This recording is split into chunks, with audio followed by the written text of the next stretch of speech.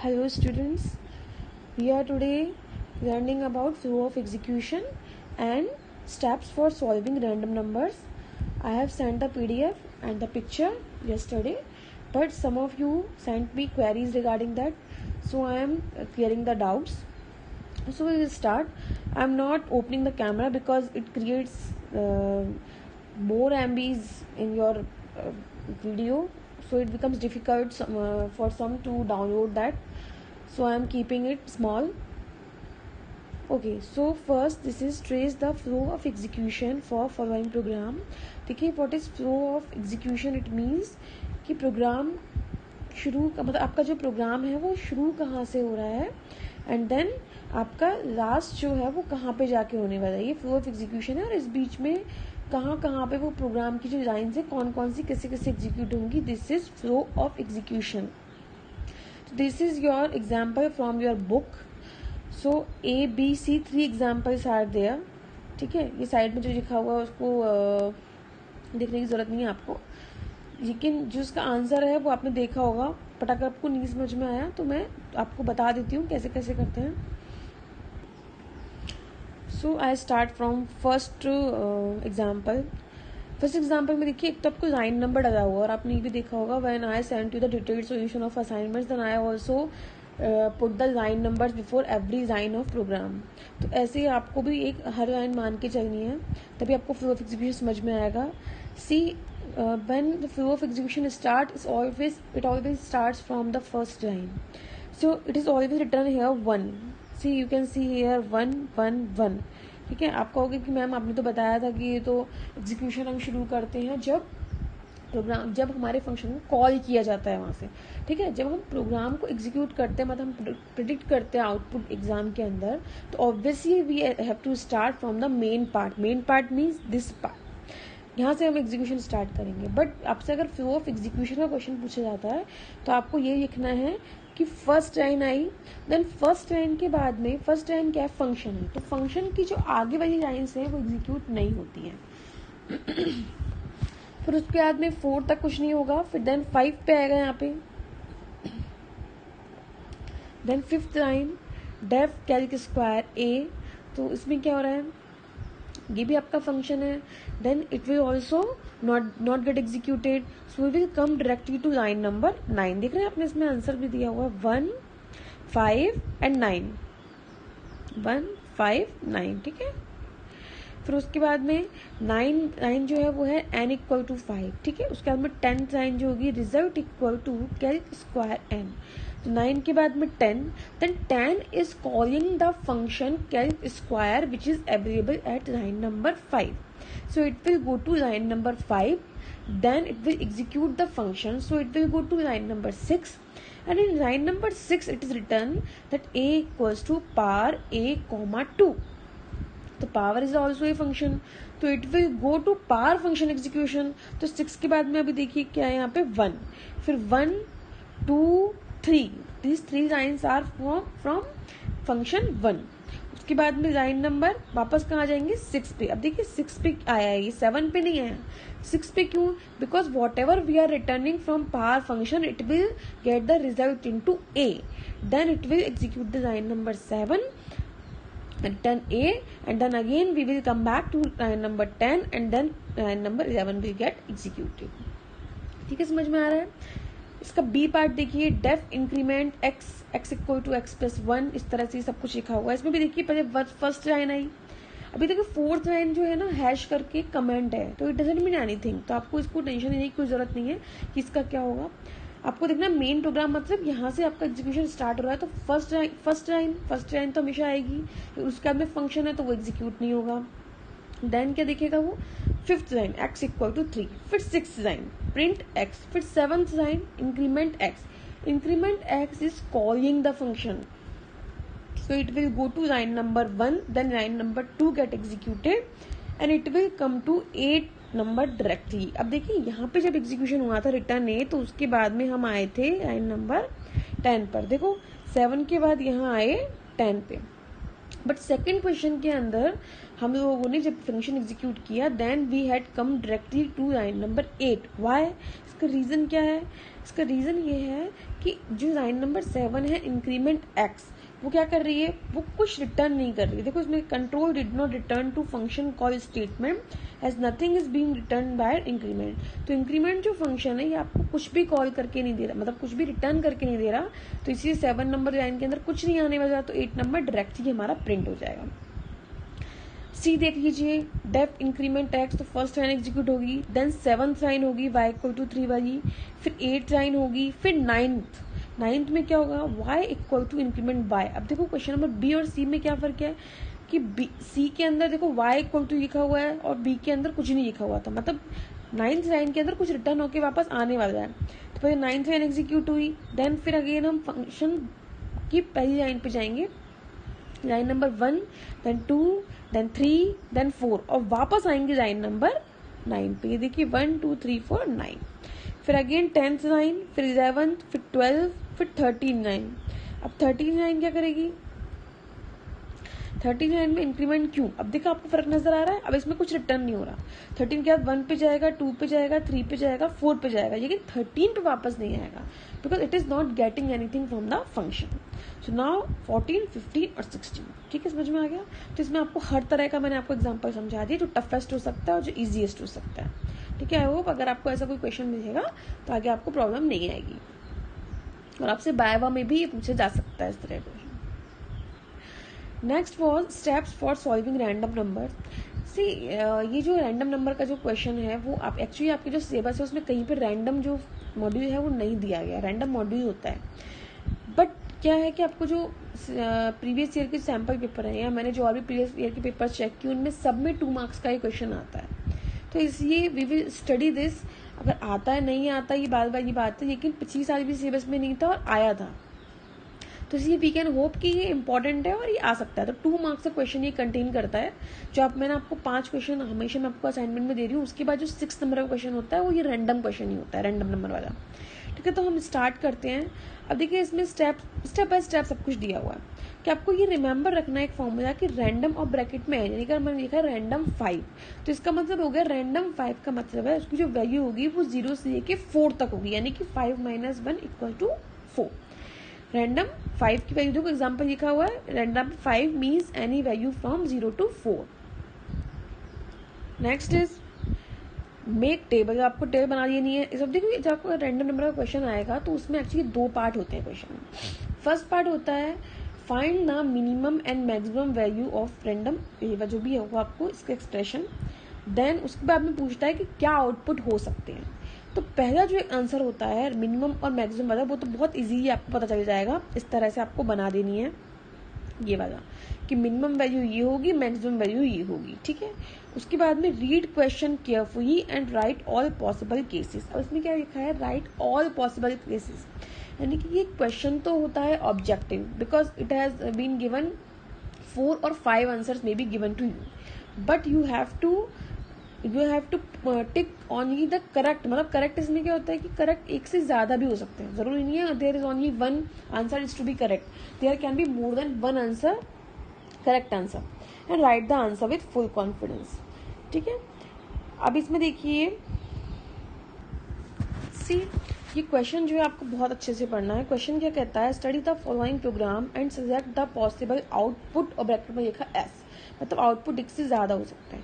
From the function 1 to 4 following it also write the maximum and the minimum values that can be assign to the variable well. Now it is starting from void main, then randomize int val. See this is actually this program is given for C++। ये जो PDF है वो पुरानी है, C++ की है, लेकिन जो कंसेप्ट है वो बिल्कुल सेम है। C++ क्यों बता रही हूँ आपको? Because there is written void main, but we don't write this type of function is our syllabus which is Python. तो आपको ये कंफ्यूज नहीं होना, बाकी सब कुछ सेम है। आपको कोई और फंक्शन का नाम आ सकता है, कुछ भी आ सकता है, but it is okay with, you should be okay with it. So randomise is a function, ठीक है। क्या होता है क्या नहीं अभी भूल जाओ। Int val equal to random 3 + 2।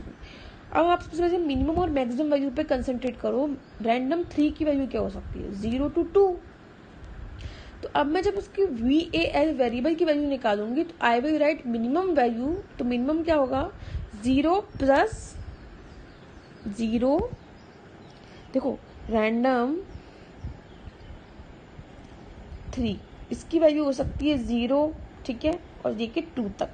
अब मुझे इसमें +2 कर देना है.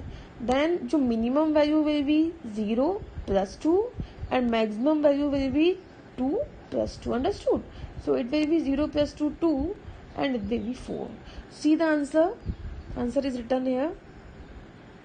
See here the answer is written 0 + 2 = 2 and 2 + 2 = 4. ठीक है, अब समझ में आ गया आपको मिनिमम मैक्सिमम कैसे वैल्यू निकालनी है.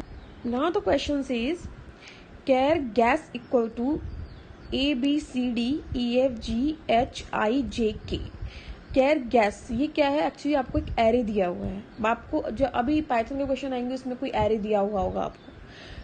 So the value of array is A to K. मतलब सपोज कीजिए this is a string. For int I = 1, I less than equal to 12, I plus. For int j = 12, j less than equal to 7, j plus. Cout मतलब Cout क्या होता है? Output के लिए होता है, जैसे आप प्रिंट करते हैं ना उस तरह से. Gas j and Cout and L. End of line.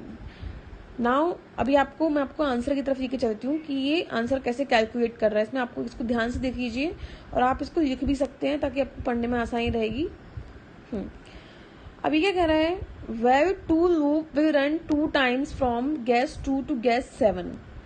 Well एक मिनट स्टेप एक्चुअली से मैंने सी इसमें क्या होता है. For int I = 1, I less than equal to 12, I plus. It means I की वैल्यू जो होगी वो 1 से लेके अगर वेल की वैल्यू इज मैक्सिमम 4 तो 4 तक जाएगी. यानी कि ये जो लूप होगा आउटर वाला वो चलेगा 1 2 3 मतलब 3 times चलेगा. इसका मतलब आपके आंसर में 3 लाइन्स आएंगी, 3 वैल्यूज आएंगी. और j = 12 से j = 7. j की वैल्यू 2 से 4 तक हो सकती है. एक सेकेंड.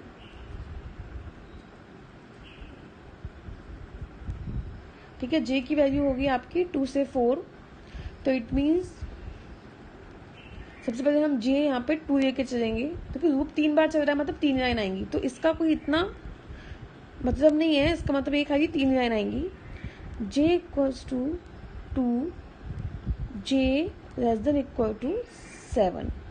तो फिर जो ये गैस जो है आपका उनकी जो एरे बनाया है उसकी वैल्यू 2 से लेके और 7 तक. यानी कि देखो 0 1 2 तो कितना हो गया? C से लेके और 7 तक 0 1 2 3 4 5 6 7 यानी कि H तक. देखिए आपका इसमें आंसर दिया हुआ है CDEFGH CDEFGH. यानी कि एक ही लाइन, ये देखो एक ही लाइन 2 बार आ रही है. ठीक है, क्योंकि वैल्यू इक्वल्स देखो यहाँ पे क्या था, अगर मैं इसको 2 लूंगी ठीक है तो 2 बार आएगी. फिर नेक्स्ट टाइम जब 3 लूंगी, ठीक है 3 लूंगी तो क्या होगा 3 बार आएगी सेम लाइन. लेकिन वो कहाँ से आएगी? j = 3 to 7. अब देखो इसमें क्या हो गया DEFGH DEFGH DEFG 3 बार आई है. यानी कि फर्स्ट लूप जो क्या कर रहा है आपका, ये वाला लूप है, ये आपको बता रहा है कितने टाइम चलेगा ये, और ये आपको बता रहा है कि इसकी वैल्यू क्या आएगी. तो ये आपको बता रहा है एक बार 2 बार चलेगा, एक बार 3 बार चलेगा, एक बार 4 बार चलेगा. But it is giving you the actual answer कि एक बार 2 to 7, एक बार 3 to 7, ठीक है 2 से 7, फिर 3 से 7 और 4 से 7. क्यों? इसकी मिनिमम और मैक्सिमम वैल्यू 2 to 4 ही हो सकती है, तो इससे ज़्यादा हम ले नहीं सकते. तो देखिए इसमें फिर क्या होगा 2 to 7, 3 to 7 एंड 4 to 7 में EFGH EFGH EFGH EFGH 4 time answer आया. तो इसका मतलब ये है कि your possible answer will be these. आप देख लीजिए इसमें से क्या आंसर है. ये आपका आंसर नहीं है, ये आपका आंसर है, ये आपका आंसर है, ये आपका आंसर नहीं है. तो your solution will be 2 and 3. समझ में आ रहा है आपको? थोड़ा 1-2 क्वेश्चन में आपको टफ लगेगा लेकिन धीरे धीरे आपको समझ में आने लग जाएगा. एक और क्वेश्चन आपको बताती हूँ. देखिए सी इसमें लिखा है, ये भी सेम क्वेश्चन है. देन वॉइड मेन रेंडमाइज कैर सिटी 5. अभी देखिए जी इसका मतलब होता है ना, मैं बताऊँ एक्चुअली क्या होता है. इसका मतलब ये 5 वैल्यूज है, 1 2 3 4 5। तो इसमें कॉलम कितने 5, इस तरह से बता, मतलब 5 वैल्यूज है, इस तरह से आपको बताया है। इन जेन कोई वेरिएबल है, for I equal to 0 I less than 3 I plus plus जेन इक्वल टू रैंडम 2 प्लस 1। सबसे पहले आपको क्वेश्चन क्या कहेगा, जेन की वैल्यू कितनी है, तो मिनिमम मैक्सिमम देखिए यहाँ पे दिया हुआ है, जिसकी वैल्यू 0 और 1 हो सकती है, पर 0 प्लस 1 1 प्लस 1, तो इट विल बी 1 2 2, यानी कि इसकी वैल्यू 2 ही हो सकती है, 1 और 2। देन आपको प्रिंट करना है सी आउट सिटी जेन और उसके बाद में एट द रेट, यानी सबके बाद में एट द रेट आएगा आपका। तो ये क्या कहेगा, for I equal to 0 I less than 3, यानी कि लूप कितनी बार चलेगा, 0 1 2, 3 बार चलेगा। तो इसीलिए आपकी 3 वैल्यूज आ रही हैं, ठीक है। अभी क्या कह रहा है, सिटी जेन, मतलब सिटी और जेन की जो, यानी कि 1 और एट द रेट, इस तरह से ये आपका आ रहा है, ठीक है। फिर आपका सिटी की वैल्यू 2 और फिर एट द रेट, इस तरह से। देखिए इसमें, देखिए मैं आपको इसमें छोटा करके बता रही हूँ। यहाँ पे देखो अभी क्या कर रहा है, डिफरेंट केसेस, 1 के लिए और 2 के लिए 2 ही बार हो सकते हैं। तो सिटी जेन इक्वल टू, मतलब 1 के लिए क्या होगी, फर्स्ट वैल्यू DEL, और 2 के लिए क्या होगी, सॉरी DEL नहीं होगी आपकी, सॉरी माय मिस्टेक, ये 0 होता है, ये 1 होता है और ये 2 होता है। तो 1 की होगी CHN, 2 की होगी KOL। तो अब क्या हो गया, ये 2 वैल्यूज आपकी उसमें हो सकती हैं। As in this solution loop will run 3 times with any one value of gen, यानी कि अब इसमें से इन 2 वैल्यूज में से कोई सी भी हो सकती है, पर ये चलेगा 3 बार, क्योंकि मैंने आपको यहीं पे बताया था आई इक्वल टू 0 1 और 2, यानी कि वैल्यूज तो 3 आएंगी, लेकिन आंसर क्या क्या हो सकता है, खाली 0 1 वाला या 2 वाला, सॉरी, क्योंकि इसकी वैल्यू मिनिमम 1 है मैक्सिमम 2 है, तो यानी कि आंसर में या तो CHN हो सकता है या KOL हो सकता है। देखो इसमें लिखा हुआ है, तो आंसर, अब देखो ये वाला तो नहीं हो सकता क्योंकि इसमें DEL है, तो ये गलत हो गया। देन CHN KOL CHN ये सही है, बिकॉज इन दोनों में से कोई वैल्यू आ सकती है। देन ये आपका रॉन्ग है, देन ये आपका रॉन्ग है, तो आपका आंसर ये होगा, ठीक है। अब इसमें और भी बहुत सारे क्वेश्चंस दिए हुए हैं, तो आप अपना प्रैक्टिस कर सकते हैं इसमें से, ठीक है। ऑलरेडी वीडियो बहुत लेंथी हो रहा है, तो मैं I will not take any further example, I just want to tell you some small thing. See this, I have taken here a snapshot of your syllabus, of your current syllabus. So revision of the basics of Python. See, revision आपको basics की जो थी, I have already given you in class work, homework, whatever it is, so many questions, और आपको वो पढ़ते रहना है, वो रिवाइज करते रहना है. Without that you will not be able to solve any further concept or any further question, because they are very important. Now we come to the functions, scope, global, local, parameter passing. 4 types of parameter passing we talked about, ठीक है, parameter passing. But actually see, default parameter, positional parameter ये हमने पढ़ा, return value के बारे में आपको बताया, functions using libraries, mathematical string, I had already sent you the link, the authentic link which you should remember all the functions, कि ज़रूरी नहीं है कि आपको सारे फंक्शन में समझ में आ जाएं, जो आपकी बुक में नहीं है वो ज़रूरी नहीं है समझना, but actually what I am watching in the previous year questions, कि आपको जो क्वेश्चन आता है कि which method you need to invoke this function, तो आपको उसके लिए थोड़ा सा अंडरस्टैंडिंग होनी चाहिए कि इसके लिए ये वाली जो मॉड्यूल है वो इन्वोक करना पड़ेगा। इसमें आपको वो लिस्ट दी है, क्योंकि उससे बाहर ज़्यादा कुछ नहीं आएगा आपको, तो you can easily learn 10 to 15 methods name. अब इसमें ये जो देखो ये पार्ट है ना, mutable immutable properties of data objects, passing, string, list, tuple, dictionary to function. तो म्यूटेबल इम्यूटेबल में इट मीन्स यही होता है कि आपको लिस्ट पास करनी है, टपल पास करना है। मैंने उसका एग्जांपल फर्स्ट या सेकंड वीडियो में दिया था, बट आपको कुछ लोगों को समझ में नहीं आया था। और एक्चुअली इसमें प्रॉब्लम ये है कि when I will try to make you understand, तो अभी आपको नहीं समझ में आएगा, क्योंकि उसके लिए थोड़ा मैं आपको सामने रहूँगी और आपको अच्छे से समझाऊंगी, तभी आपको शायद मुझे लगता है समझ में आएगा। इसलिए मैं स्किप कर रही हूँ ये पार्ट अभी के लिए, बाद में हम इसको लेंगे, क्योंकि थोड़ा बड़ा और थोड़ा सा टफ टॉपिक है, उसमें मुझे कम से कम एटलीस्ट 7 to 8 एग्जाम्पल ये समझाना पड़ेगा, तो यहाँ पे थोड़ा सा प्रॉब्लम हो रही है उसमें। तो मैं आपको बुक में से ही उस टाइम पे बहुत अच्छे से समझाऊंगी, तो आपको समझ में आ जाएगा। अभी के लिए आपको वैसे whatever comes in your exam, तो उसकी आपको मैंने सफिशिएंट पढ़ा दिया है फंक्शन में, इसके अलावा और कुछ नहीं आता। लेकिन वो टॉपिक सिलेबस में है, तो I will surely teach you. तो ओके, तो take your test today and we will start file handling soon if we are not getting the holidays. So okay, bye.